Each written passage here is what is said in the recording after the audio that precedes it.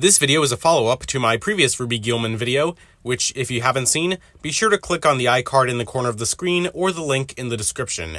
And although it's redundant by now, that video and this one will contain spoilers for Ruby Gillman, Teenage Kraken. Hey guys, Grandy Tamayas here, and I know it may come as a surprise that I'm talking about Ruby Gillman again after like a month. To be honest, I was not expecting that video to perform as well as it did compared to other content on my channel, but I really appreciate the feedback that I received. So I thought I'd make this follow-up and address some of the comments and ideas I got from you. And because I don't like loose ends, I'll also be mentioning a few things that I forgot about or cut from the previous video, as well as things about the development of the movie that I have since discovered. So without further ado, I'll start off with what was perhaps the most frequently mentioned thing in the comments, and that was the possibility of Ruby Gillman getting a TV show. This is actually something I had thought about myself too, but I didn't think it was very likely. In hindsight, that was really stupid of me because I'm actually quite familiar with a few of Dreamworks' cartoons. As a Madagascar fan, I of course watched the Penguin show religiously on Nickelodeon, and later on as a teenager, I watched All Hail King Julian on Netflix. That latter series I could say a lot more about, so perhaps I'll dedicate a video to it someday, because seriously, that show is great. I also watched the How to Train Your Dragon series, which I remember being on Cartoon Network at one point, and then it moved to Netflix. I've seen a couple episodes of the Spirit one, the Puss in Boots one, the Turbo one, and there are a bunch of others that I haven't seen. Pretty much every Dreamworks movie in the mid to late 2010s got a show. Oh, and I guess you could count Jurassic World Camp Cretaceous, even though that's a Universal IP and Dreamworks only animated it. I am aware there's a new Madagascar show on Peacock, but I haven't gotten around to watching it yet. Oh yeah, and I guess this tie-in show trend for Dreamworks movies might have been broken with The Bad Guys and Puss in Boots 2, but I'm sure they have bigger plans for the former, and the latter wouldn't really make sense when they set up Shrek 5, and like I said, that one already got a show. So you might be wondering why so many of these are on Netflix. In 2013, DreamWorks signed a deal with them to produce over 300 hours of original programming, in addition to the rights for Netflix to host DreamWorks' newest movies. This deal was extended in 2016, which led to even more shows, and the two companies still keep a good relationship, even after DreamWorks' acquisition by Universal. It's also worth noting that based on the release dates of some of these shows, like the Turbo one, they were likely already in production before their movie's release. Some of the Dreamworks films released around that time weren't huge box office successes, so I'd wager a guess that Ruby Gillman would still have a chance of getting a show despite how hard it bombed. But that's more from a business perspective. There's also the matter of the IP itself and whether or not it warrants a continuation. In my previous video, I did say that I thought there was enough material for a sequel, even though I'd be fine without one. But I don't know, my interest in more Ruby Gillman content has been growing, and now that I think about it, it almost seemed like the movie was trying to set up all the pieces for a TV show. There are several side characters in the movie who could have a recurring presence, and could even have episode plots focusing on them. Like, I could envision plots about Agatha trying to sell houses, or Ruby's relationship with Connor, or the antics of her Squad Solidarity friends. Not to mention what they could do with Sam, Arthur, Brill, Gordon, Grandmama, heck, even Nessie. And Chelsea/Nerissa could be a recurring antagonist, assuming that she was set free after the end of the movie. I could totally see her still going to Oceanside High, but maybe no one wants to talk to her anymore, and she's still plotting to get revenge on the Krakens. Maybe Chelsea could cross paths with Ruby again in a Loki and Thor the Dark World kind of way, where Ruby needs her help to take on a bigger threat, but Chelsea uses it as an opportunity to get up to her old tricks. There's also the lore aspect they could expand on.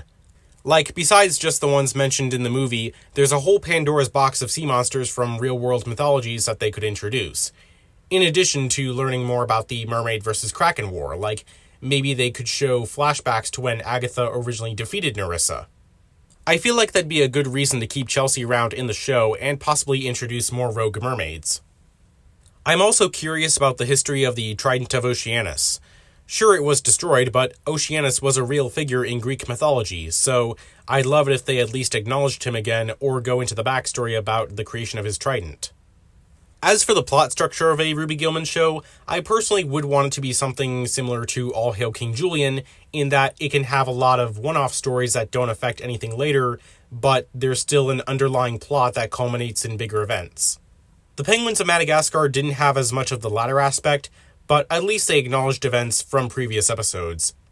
What I'm saying is, that show did less setting up than All Hail King Julian did. Of course, I'd prefer to have a continuous plot as long as it's good, but there's also a lot of room for stories that expand on the side characters and add some liveliness to the town of Oceanside.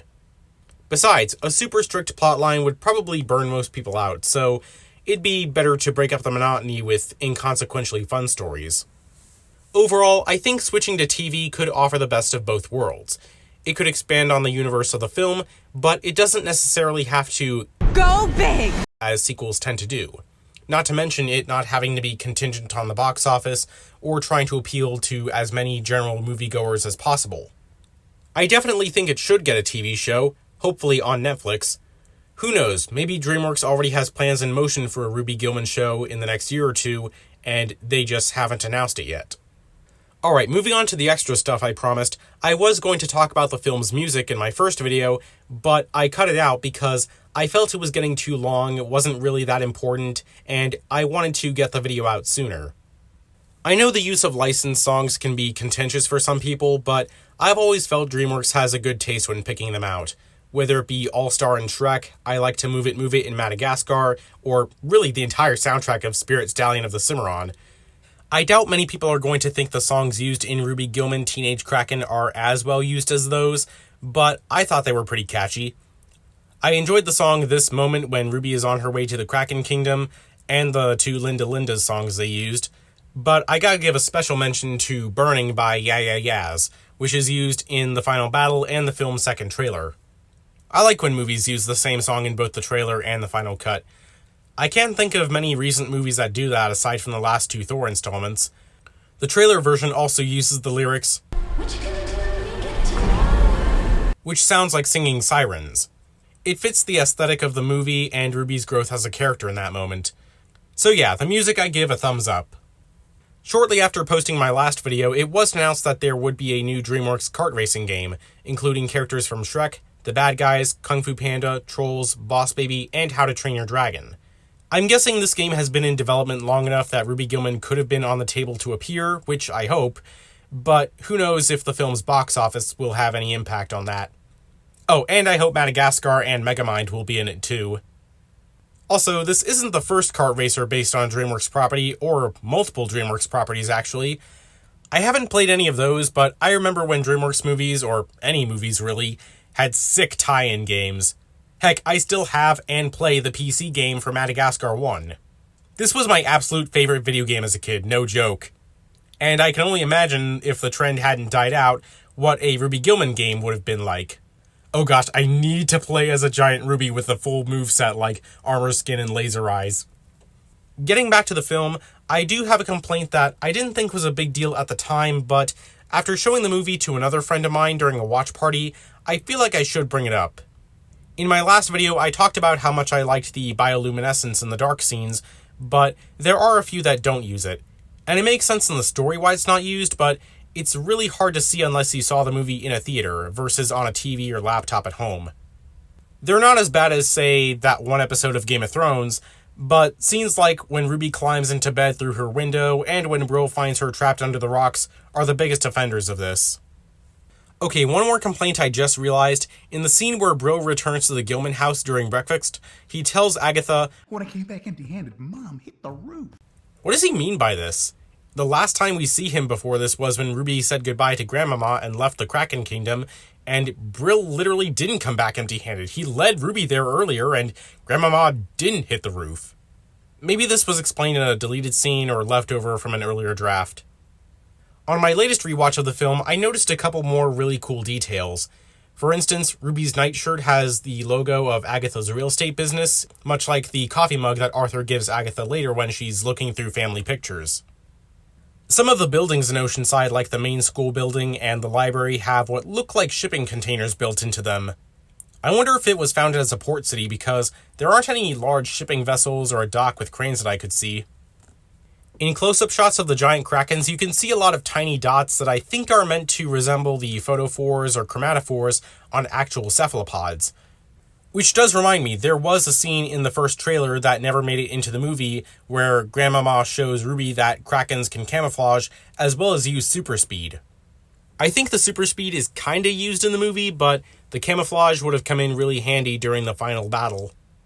There's also this green line running from Grandmama's neck to her shoulder on her left side. I'm guessing it's a scar, but I wonder where and how she got it. Probably from a mermaid. Again, something that could be explored in a TV show. Also, I know last time I said that I liked the fact that they explained it and that I didn't need perfect consistency, but due to something I'll be talking about in a moment, I feel like the whole mermaids not aging twist kinda overcomplicates things. Like, if they don't age, and the film makes no indication of whether there are mermen, then where do new mermaids come from? Them not aging would kinda defeat the purpose of them reproducing, otherwise their population would grow out of control.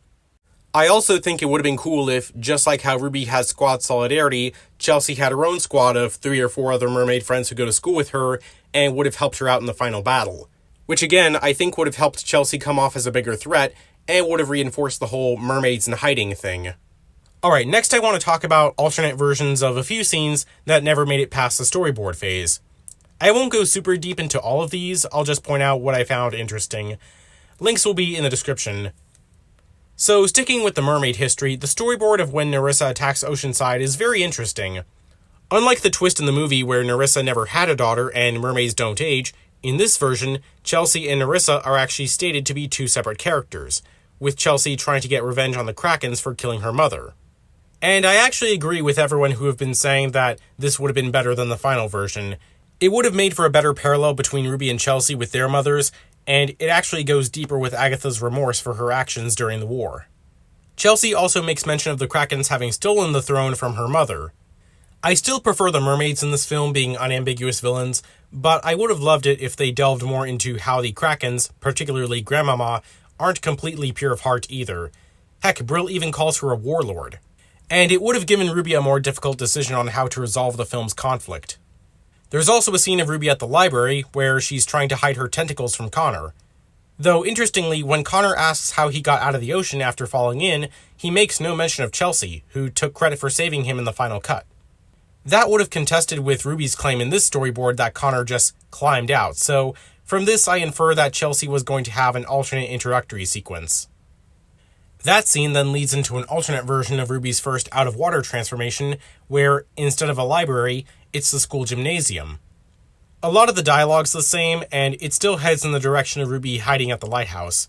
Speaking of which, the storyboard version of that scene is also mostly the same, except Agatha was originally named Pearl, and a couple of lines of dialogue are different. Most notably, the story Agatha tells to calm Ruby down is about a smelly open house, and then about Nessie inking some kids at Sam's birthday party.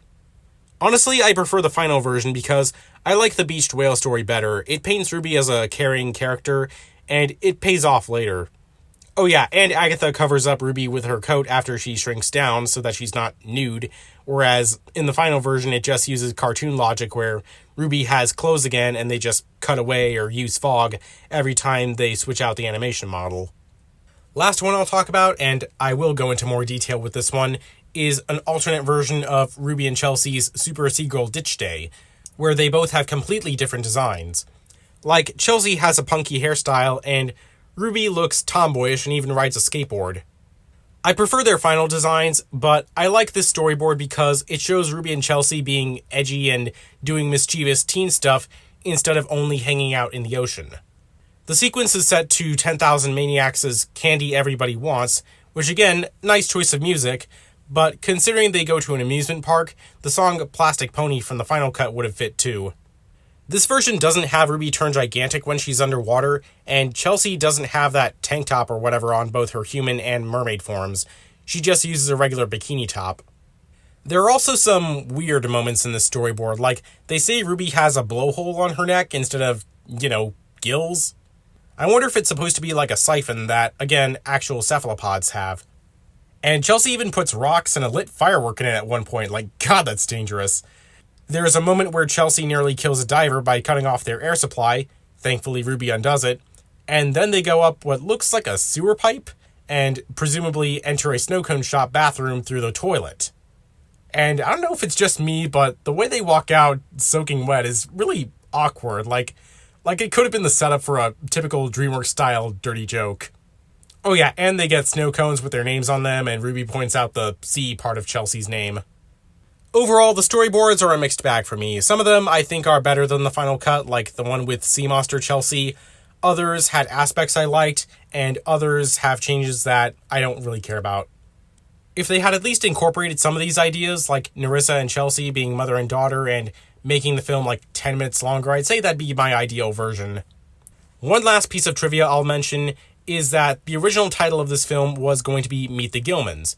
Honestly, I'm glad they changed it. The original title doesn't give any indication that they're Krakens, which makes it less interesting. Also, I think that would have made it sound too similar to Disney's Meet the Robinsons. Besides, Ruby is the main character, and I wouldn't say we properly met the Gillmans as a family, at least not Arthur and Sam. The focus is more on Ruby and Agatha's relationship, which, like I said, were some of my favorite parts of the film. And that's all I have to say, really. I hope you all enjoyed this second part to my Ruby Gillman Teenage Kraken review/analysis. I probably won't be making any more videos on this subject, unless we do end up getting a TV show, and it's good. Speaking of which, feel free to let me know in the comments, do you think the film should get a TV series? If so, what would you want it to be about? Also, what did you think of the storyboard scenes? With all that said, I hope you enjoyed, have a nice day, and thank you for your time.